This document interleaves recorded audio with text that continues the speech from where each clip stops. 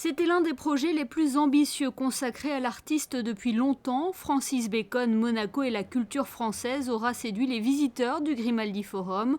36 000 personnes sont venues découvrir cet été cette rétrospective. C'est presque autant que l'avant-garde russe l'an dernier. Cette exposition Bacon va maintenant se prolonger à partir du 30 septembre au musée Guggenheim de Bilbao, en coproduction avec le Grimaldi Forum. Elle sera présentée sous le titre Francis Bacon, de Picasso à Velázquez. Pour nous, une très grande satisfaction, effectivement. Vous savez que ça fait partie un petit peu maintenant de notre mission naturelle, presque, je dirais, d'essayer de faire itinérer les expositions une fois qu'elles ont été produites à Monaco. Donc l'histoire a commencé avec Grace Kelly, on a poursuivi avec les Reines d'Égypte et puis cette exposition Bacon qui, elle, tout de suite dans la foulée, ça c'est une première, va tout de suite voir cette deuxième étape dans un lieu très prestigieux. Donc on en est très satisfait.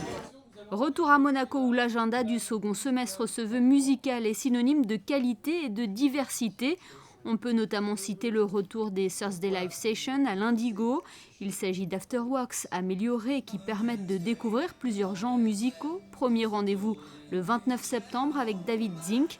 D'autres temps forts viendront rythmer cet agenda. On va faire Asaf Avidan qui revient avec une tournée en solo acoustique.